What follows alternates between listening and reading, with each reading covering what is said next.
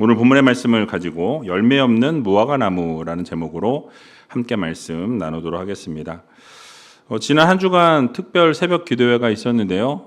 여러분들 열심히 동참해 주시고 또 새벽에 열심히 나와서 예배에 동참해 주신 모든 분들께 감사의 말씀 드립니다. 특별히 이번에는 우리 다음 세대 자녀들에게 장학금을 지급하지 않았음에도 불구하고 우리 학생들이 열심히 나왔어요. 그러니까 용돈 챙기려고 나오는 게 아니라 정말 함께 예배하고 함께 기도하고 말씀 듣기 위해서 나온 우리 자녀들의 모습을 보면서 저도 은혜를 받고 감사하고 기뻤는데 아마 하나님께서 보실 때 그 어린 학생들 얼마나 기뻐하셨을까, 얼마나 주님이 행복하셨을까라는 생각을 할 때 참 감사한 시간이었습니다. 한 주간 동안 고생 많이 하셨고 이제 이 새삼의 대축제가 8주 남았습니다. 새삼의 대축제를 놓고 우리가 함께 한 영혼을 주님께로라는 주제로 함께 말씀을 들었는데 전도하는 일에 열정을 좀 내어주시고 또 한 영혼을 구원하는 일에 최선을 다할 수 있는 귀한 우이제일교회 모든 성도님들이 다 되셨으면 좋겠습니다. 이제 9월의 첫 주입니다. 여전히 날씨가 좀 덥긴 하지만 이제는 가을의 문턱에 접어든 것 같습니다. 새벽에는 그래도 열대 현상이 사라졌고요. 이제는 좀 지나면 환절기가 오겠죠. 여러분들 건강 유의하시고 감기 걸리지 않도록 조심하셨으면 좋겠습니다. 자, 오늘은 예수님께서 이 열매 없는 무화과 나무를 저주하시는 그러한 사건이 소개되어 있는 본문입니다.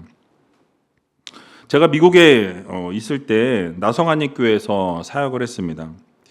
교회 주차장이 상당히 넓은 교회였어요. 대지도 상당히 넓은 그런 교회였는데요. 주변에 많은 나무들이 심겨져 있었습니다. 근데 그 중에 무화과 나무가 여러 그루가 심겨져 있었어요. 특별히 이제 교회에 딱 나오는 그 입구 앞에 그 무화과 나무가 지금도 있는지 모르겠는데 두 그루가 이렇게 심겨져 있습니다. 근데 얼마나 무화과가 많이 달리냐면 계속 그 무화과 나무들이 있는 것을 보게 되죠. 그래서 새벽 예배가 딱 끝나고 나면 나오면서 그 무화과 나무를 보면서 열매가 좀 튼실하다, 잘 익어 보이는 애들을 골라서 하나씩 두 개씩 따서 이렇게 먹는 재미가 쏠쏠했습니다. 그리고 이제 아이들과 같이 예배를 드리고 나서 목회자다 보니까 저 늦게 퇴근을 하니까 주일날 또 나올 때 또 사람들이 없으면 그거 뭐 다 따먹어도 되는 거거든요. 그래서 따서 같이 먹고 이런 시간들이 있었어요. 항상 무화과 열매가 많이 맺혔던 그런 기억이 있습니다. 그런데 오늘 본문을 보게 되니까 예수님께서 이 무화과 나무 곁으로 가시게 될 때 이 무화과 나무에 잎은 풍성했지만 열매는 없었다라고 이렇게 말씀하시는 것을 보게 되죠. 오늘 본문 12절에서 14절의 말씀인데요. 다시 한번 같이 읽어보도록 하겠습니다. 이튿날 저희가 베다니에서 나왔을 때에 예수께서 시장하신지라 멀리서 잎사귀에 있는 한 무화과 나무를 보시고 혹 그 나무에 무엇이 있을까 하여 가셨더니 가서 보신즉 잎사귀 외에 아무것도 없더라. 이는 무화과의 때가 아님이라. 예수께서 나무에게 일러 가라사대 이제부터 영원토록 사람이 내게서 열매를 따 먹지 못하리라 하시니 제자들이 이를 듣더라. 아멘. 자, 예수님께서 예루살렘에 입성하신 이후에 베다니에서 나왔을 때의 이야기입니다. 예수님이 허기가 지셨나 봐요. 배가 고프셨다라고 말씀하시죠. 그리고 어떻게 하셨습니까? 무화과 나무를 발견하시게 됩니다. 그래서 멀리서 볼 때 잎이 무성한 무화과 나무가 있었던 것이죠. 열매가 있는 것처럼 잎이 무성하다 보니까 그렇게 보이셨는지 그 무화과 나무에 다가가셨다라고 말씀하죠. 자, 그런데 어떻게 되었습니까? 열매를 하나도 발견할 수 없었다라고 이렇게 성경은 말씀합니다. 그러니까 주님께서 결국 그 나무를 저주하시고 책망하셨다라고 말씀하죠. 우리는 여기서 먼저 한 가지 교훈을 얻을 수 있습니다. 입만 무성한 이 신앙의 위험성에 대해서 우리들에게 교훈해 주고 있다라는 것이죠. 여러분, 무화과 나무는 오늘 본문에 나오는 이 나무가 겉으로 볼 때는 풍성한 나무였다라는 거죠. 잎이 너무나 풍성했다라는 거예요. 사람들에게 어떤 기대를 줍니까? 잎이 풍성하다 보니까 열매도 풍성할 것이다라는 그런 기대감을 준다라는 것이죠. 그래서 가까이 가서 보게 될 때 열매가 많이 맺혀 있지 않을까라는 그런 기대를 가지고 나무로 다가가게 되는 것이죠. 여러분, 멀리서 볼 때는 잎이 풍성해서 잘 보이지 않았지만 가까이 가서 보게 되니까 어떻게 되어집니까? 그 열매가 있는지 없는지가 명확하게 드러나게 되더라는 거예요. 여러분, 잎만 무성하고 실제 열매가 없는 나무라고 오늘 본문은 말씀합니다. 이것은 뭘 얘기하냐면 겉모습만 번지르르한, 겉만 화려한 신앙의 모습을 빗대서 말씀하고 있는 거예요. 여러분, 오늘날의 우리의 신앙생활의 모습도 이러한 모습으로 신앙생활을 하는 경우들이 있다라는 것이죠. 겉으로는 예배를 잘 드립니다. 예배 빠지지 않고 예배 나온다라는 거예요. 성경책을 들고 교회에 출석합니다. 때로는 봉사도 합니다. 헌신도 하고요. 필요하면 교회에서 같이 사역들을 감당한다라는 거예요. 열심과 열정을 다하는 모습도 보여주기도 합니다. 그러나 정작 그들의 삶에 주님이 기뻐하실 만한 열매가 없다면 여러분, 그것은 잎만 무성한 무화과 나무와 별반 다르지 않다라는 것을 우리는 기억해야 한다라는 것이죠. 여러분, 사람들은 겉모습을 보면서 그 잎의 무성함에 감탄한다라는 거예요. 그러나 하나님은 그 겉모습을 보시는 하나님이 아니시고 중심을 보시는 하나님이시다. 열매를 바라보시는, 열매에 집중하시는 하나님이시라는 것을 우리는 기억해야 할 것입니다. 그러므로 우리 모두가 잎만 무성한 성도로 살아가는 우리가 아니라 하나님께서 기뻐하시는 열매를 맺고 살아가는, 하나님이 원하시는 삶을 날마다 올려드릴 수 있는 귀한 우이제일교회 모든 성도님들이 다 되시기 바랍니다. 또 한 가지 생각해 볼 수 있는 것은 잎만 무성한 이 신앙은 결국 심판을 피할 수 없다라고 오늘 성경은 말씀하고 있어요. 여러분, 예수님께서 무화과 나무를 책망하셨던 이유는 겉모습과 그 실제 모습이 달랐기 때문이라는 거예요. 여러분, 하나님께서는 잎만 보고 속을 모르시는 분이 아니다라는 것이죠. 하나님은 우리의 중심, 여러분들의 중심을 하나하나 보시고 다 아시는 하나님이십니다. 그래서 성경은 분명하게 말씀하죠. 오늘 마태복음 7장 18절에서 20절 말씀 같이 한번 읽어보도록 하겠습니다. 좋은 나무가 나쁜 열매를 맺을 수 없고 못된 나무가 아름다운 열매를 맺을 수 없느니라. 아름다운 열매를 맺지 아니하는 나무마다 찍혀 불에 던지우느니라. 이러므로 그의 열매로 그들을 알리라. 아멘. 여러분, 좋은 나무가 어떻습니까? 결국 좋은 열매를 맺는다고 말씀해요. 나쁜 열매가 좋은 열매를 절대로 맺을 수 없다라고 말씀하죠. 그러니까 결국 모든 것이 다 드러나게 되어 있다라는 거예요. 좋은 나무에 좋은 열매가 맺히듯이 여러분들의 삶이 하나님이 기뻐하시는 삶을 살아가면 하나님께 온전한 열매, 하나님이 기뻐하시는 열매를 맺을 수밖에 없다라는 결론에 이르게 됩니다. 그러므로 열매로 그들을 안다라고 말씀해요. 우리가 어떤 열매를 맺고 살아가느냐에 따라서 우리가 하나님을 얼마나 사랑하는지가 드러나게 된다라는 것이죠. 그러므로 열매 없는 신앙은 자기 자신은 속일 수 있어요. 그러나 열매 없는 그 신앙은 하나님 앞에서 결국은 다 드러나게 되어 있다. 민낯이 드러난다라는 것입니다. 그래서 여러분, 뭐라고 성경은 말씀합니까? 아름다운 열매를 맺지 못하는 나무마다 찍혀서 어떻게 되어진다? 불에 던지우리라 라고 이렇게 말씀합니다. 그러니까 열매 맺지 못하는 나무는 하나님이 기뻐하시지 않을 뿐만 아니라 그 나무들은 다 어떻게 되어진다? 불에 태워진다라고 분명하게 말씀하고 있는 거예요. 여러분, 이것은 단순한 경고의 메시지가 아닙니다. 하나님 앞에서 열매 없는 신앙의 모습으로 살아가는 우리들에게는 심판을 면치 못한다라고 명확하게 말씀해 주고 있는 것이죠. 여러분, 무화과 나무가 결국 말라버렸던 것처럼 열매 없는 신앙은 결국 하나님으로부터 심판을 받을 수밖에 없는, 우리가 심판을 피할 수 없는 그러한 상황으로 치닫게 된다는 것을 기억하시기 바랍니다. 자, 그렇다면 우리가 이 무화과 나무가 잎만 있었던 그런 삶이 아니라 풍성한 열매를 맺는 삶으로 바뀌어져야 한다라는 거죠.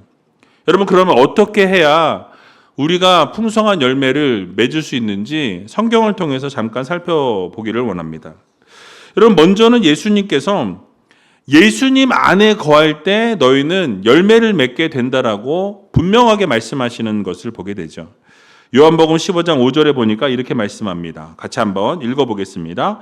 나는 포도나무요 너희는 가지니 저가 내 안에 내가 저 안에 있으면 이 사람은 과실을 많이 맺나니 나를 떠나서는 너희가 아무것도 할 수 없음이라. 아멘. 여러분, 너무나 잘 아는 말씀이에요. 예수님께서 포도나무 비유로 말씀하신 것입니다. 예수님은 포도나무고 우리는 가지라고 말씀하죠. 그래서 여러분, 이 가지들이 열매를 맺을 수 있는 단 하나의 이유는 무엇입니까? 그 포도나무이신 예수님께 붙어 있을 때 열매를 맺게 된다라고 말씀하죠. 그러니까 좋은 열매를 맺을 수 있는 비결이 무엇이냐? 포도나무에 붙어 있는 거예요. 그리고 주님 안에 거하고 주님이 우리 안에 거하실 때 우리에는 풍성한 열매를 맺게 된다라고 성경이 명확하게 가르쳐주고 있다라는 것이죠.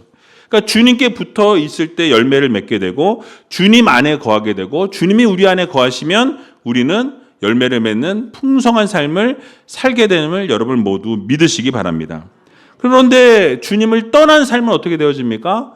주님을 떠난 삶을 살게 되면 아무것도 할 수 없는 인생이라고 우리들에게 경고의 메시지를 주고 있다는 거죠. 결국 여러분, 열매는 내가 만들 수 있는 게 아니에요.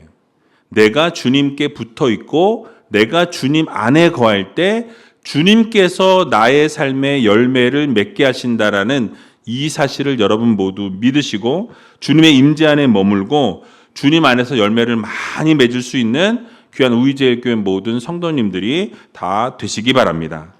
또한 사도 바울은 성령의 열매에 대해서 언급하고 있어요.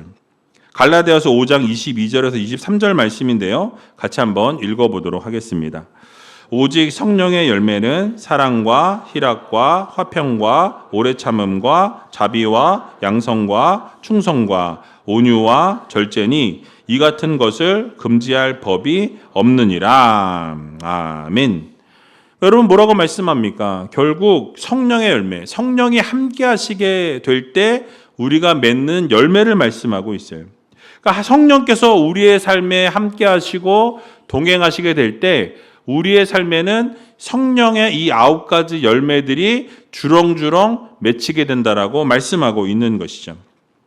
그러니까 성령님께서 여러분 안에 계시게 되고 또 성령께서 여러분의 삶을 주도하시고 여러분의 삶을 인도해 주시게 될 때, 그리고 우리가 그 말씀 그대로 행하고 그 성령께서 주시는 말씀대로 순종하게 될 때 여러분들의 인격과 여러분들의 삶 속에는 성령의 열매가 맺히게 된다는 것을 여러분들 모두 기억하시기 바랍니다. 그래서 여러분, 결국 풍성한 열매를 맺을 수 있는 두 번째 이유는 성령께서 함께 하시고 성령과 동행하고 성령께서 말씀하신 대로 순종할 때 우리는 풍성한 열매를 맺게 된다는 거예요. 또 한 가지 생각해 볼 수 있는데, 그것은 말씀을 듣고 우리가 그 말씀을 행하고 그 말씀대로 실천하게 될 때 우리는 풍성한 열매를 맺게 된다라고 말씀합니다. 야고보서 1장 22절 말씀인데요. 같이 한번 읽어보겠습니다.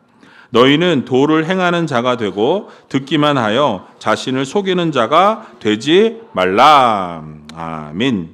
여러분, 무슨 말씀하고 있습니까? 중요한 것은 하나님의 말씀을 너희가 들었으면 어떻게 하라고 말씀하죠? 행하라고 말씀합니다. 우리가 말씀을 듣고 행하지 아니하면 우리의 삶의 열매는 맺혀지지 않는다라고 말씀해요. 그러니까 중요한 게 무엇입니까? 하나님의 말씀을 우리가 귀로 들었어요. 그러면 그 귀로 들은 그 말씀에서 멈춰서는 안 된다라는 거죠. 그 말씀이 지식으로만 쌓이게 되면 여러분 어떻게 되어집니까? 결국 그 지식으로만 쌓인 것이 이 이파리만 무성한 그런 나무가 될 수밖에 없다라는 거예요. 행하는 성도가 되어야 한다라는 거죠. 그 한 주간의 말씀을 듣고 그 말씀 그대로 한 주간 동안 생활하려고 노력하는 그런 성도가 될 때 우리의 삶에는 풍성한 열매가 맺혀지게 되는 것입니다. 그래서 우리가 말씀을 지식으로만 쌓음으로 말미암아서 잎사귀만 무성한 그러한 성도가 아니라 그 말씀을 듣고 그 말씀대로 행하고 그 말씀대로 실천하여서 여러분 그 말씀이 우리의 삶에 결국 뿌리를 내리게 되는 거예요. 여러분 그래서 그 말씀이 우리 삶에 뿌리를 내리게 되면 어떻게 됩니까?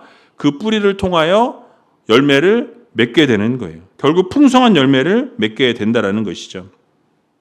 그러므로 사랑으로 섬기고 날마다 말씀대로 행하고 실천하는 여러분 성도들이 되셔서 그 결과로 말미암아서 잎사귀만 무성한 그런 성도가 아니라 풍성한 열매를 많이 맺으시면서 하나님의 마음을 기쁘게 해드리고 시원케 해드릴 수 있는 저와 여러분들이 다 되시길 주님의 이름으로 간절히 축원드립니다. 또 오늘 본문에서 얻을 수 있는 또 하나의 교훈은 주님이 지금도 열매를 찾고 계신다라는 사실이에요. 여러분 예수님께서 오늘 본문을 보게 되니까 시장하셨다라고 말씀하죠. 이게 단순히 예수님의 그 허기를 배고픔을 보여주는 말씀으로 받아들일 수도 있지만 그 속에는 영적인 의미가 숨겨져 있다라는 거예요. 즉 하나님께서 당신의 백성에게 열매를 지금 원하고 계신다라는 메시지를 우리에게 던져주신다라는 거죠. 즉 하나님의 갈망을 우리들에게 표출하고 계신다라는 것입니다. 여러분 그렇습니다. 예수님께서는 지금도 우리의 삶 속에서 이 성령의 열매를 맺기를 원하시고 이 믿음의 열매를 맺기 원하시고 사랑의 열매를 맺기를 원하시고 순종의 열매를 맺기 원하신다라는 거예요.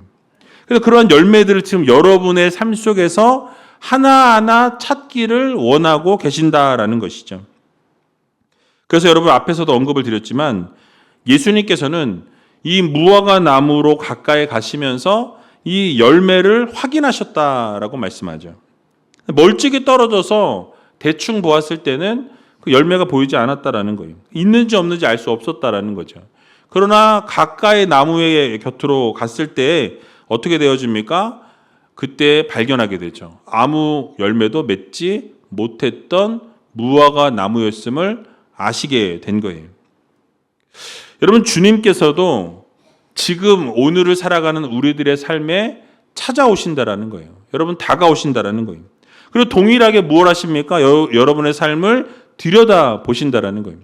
얼마나 많은 열매를 맺고 살아가는지 보고 계신다라는 거죠. 그리고 그 열매 맺는 한 사람을 찾고 계시는 것입니다. 여러분 교회에 와서 예배를 드리는 모습만 보시고 끝이 나는 것이 아니라 여러분들에게 다가오셔서 여러분들의 마음과 여러분들의 생각과 여러분들의 그 말과 행동 모든 것들을 다 관심 있게 살펴보시는 주님이시라는 거죠. 특별히 교회에서의 삶보다 교회 바깥에서의 삶에 하나님은 더 관심이 많으시다라는 거예요. 여러분 이유가 무엇입니까? 작은 이 열매라도 찾고 싶으신 심정이라는 거죠. 그러니까 여러분들이 이 세상 가운데 살아갈 때 여러분들이 얼마나 열매를 맺고 있는지를 주님이 보기 원하신다라는 사실이에요. 그러니까 주님께서는 여러분들을 통하여서 거대한 성과를 원하시는 것이 아닙니다. 여러분 작은 믿음의 고백을 주님이 듣기 원하신다라는 거예요. 여러분 용서하는 마음을 품고 정말 그 사람을 용서하고 내가 정말 미워하고 용서할 수 없음에도 불구하고 그럼에도 불구하고 주님의 사랑으로 용서하기를 주님은 원하시고 보고 계신다라는 거죠. 그것을 실천하는 작은 시도들을 주님께서 기다리고 계신다라는 거예요. 여러분 누군가를 향해서 따뜻한 마음을 가지고 여러분 따뜻한 말 한마디를 건네고 힘들고 어려운 사람들을 찾아가서 위로하고 격려하고 칭찬하기를 하나님께서는 원하신다라는 거예요. 그러니까 손을 내밀어 주길 원하시는 하나님이시라는 거예요. 작은 일일지라도 손을 내밀어 주고 그 사람을 보듬어 주고 안아주는, 그래서 함께 때로는 울어줄 수 있는 그런 믿음의 자녀들을 하나님께서는 찾고 계신다라는 것이죠. 때로는 소외되고 또 공동체 안에서 정말 외롭게 겉돌고 있는 형제나 자매가 있다면 여러분 어떻게 합니까? 우리는 하나님의 사랑으로 다가가야 한다라는 거예요. 그리고 위로해주고 품에 안아주고 격려해줄 수 있는 그러한 열매 맺는 성도들을 오늘도 주님께서는 찾고 계신다라는 것을 여러분들 모두 기억하시기 바랍니다. 중요한 게 무엇입니까? 우리가 그것을 알면 실천해야 한다라는 거예요. 내 마음에 그런 찔림이 있으면 그 찔림을 가지고 이번 한 주간 하나님이 이렇게 살라고 하시는 거구나. 그렇게 살아가기로 노력하고 결단하고 다짐하고 그렇게 행하는 성도가 되어야 한다라는 거예요. 여러분 중요한 게 무엇입니까? 하나님께서 지금 한 사람 한 사람의 삶의 모습을 보고 계신다라는 거예요. 여러분들이 오늘 이 예배가 끝난 이후에 각자 자리로 흩어져서 한 주간 동안 어떻게 살아가는지를 주님은 보기 원하신다라는 거예요. 열매 맺는 삶을 살기를 원하시고 하나님 앞에서의 삶을 살기를 원하신다라는 거죠. 코람데오의 삶을 우리가 살아가야 한다라고 우리가 이야기합니다. 우리 중고등부가 코람데오 중고등부라고 하는데요. 여러분 무슨 뜻입니까? 하나님 앞에서의 삶을 살아야 한다라는 거예요. 그러니까 하나님이 보고 계시고 하나님이 보실 뿐만 아니라 내 앞에서 나와 함께 하시는 그 하나님 앞에 어떠한 삶을 우리가 올려드려야 하겠습니까? 결국 열매 맺는 삶과 연결되어진 개념이라는 거예요. 우리가 교회 안에서만 거룩을 외치고 거룩한 모습으로 살아가는 척하는 우리가 아니라 세상에 나가는 그 순간 세상 속에서도 내가 원하는 대로 살아가는 것이 아니라 하나님이 원하시는 삶을 살아가는 성도가 되어야 할 것입니다. 여러분 그래서 언제든지 어디서든지 하나님 앞에서의 삶을 살기 위해서 여러분 최선을 다하시고 몸부림칠 수 있는 믿음의 성도님들이 다 되시기 바랍니다. 그래서 그것이 결국은 열매 맺는 삶으로 이어진다라는 사실이에요. 특별히 사람 앞에서 겉모습을 꾸미고 겉모습을 드러내기 위해서 노력하는 삶을 살아가는 우리가 아니라 여러분 하나님 앞에서의 삶을 살아간다라는 의식을 가지고 내가 하나님 앞에서 살아가고 있지. 그럼 내가 어떻게 살아가야겠습니까? 거룩하게 살아가고 하나님이 원하시는 삶을 살아가고 세상에 살아가는 사람들과 동일하게 살아가는 것이 아니라 하나님이 기뻐하시는 세상과는 구별된 삶을 그렇게 살아가는, 그래서 기뻐하시는 코람데오의 삶을 살아감으로 하나님이 원하시는 열매를 풍성한 열매를 맺으며 살아갈 수 있는 저와 여러분들이 다 되시길 주님의 이름으로 간절히 축원드립니다.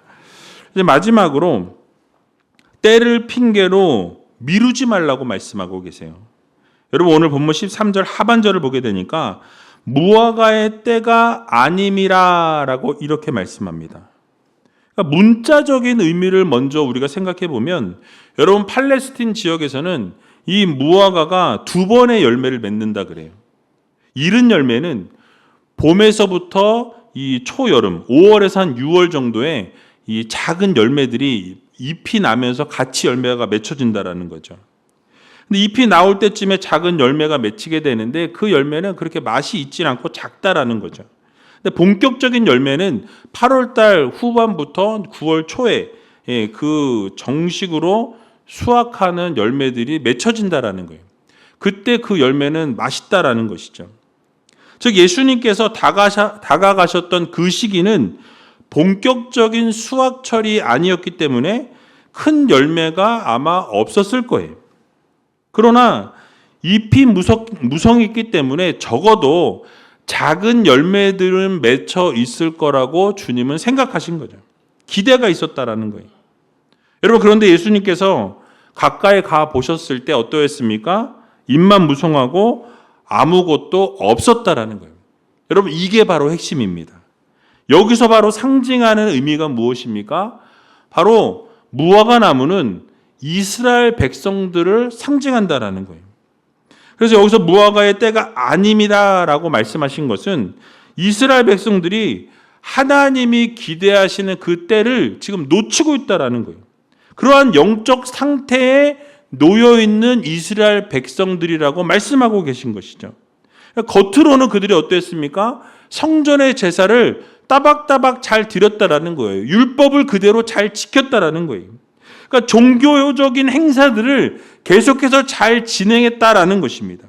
그러나 그들은 잎사귀만 무성했지 열매는 하나도 없었다라는 거예요.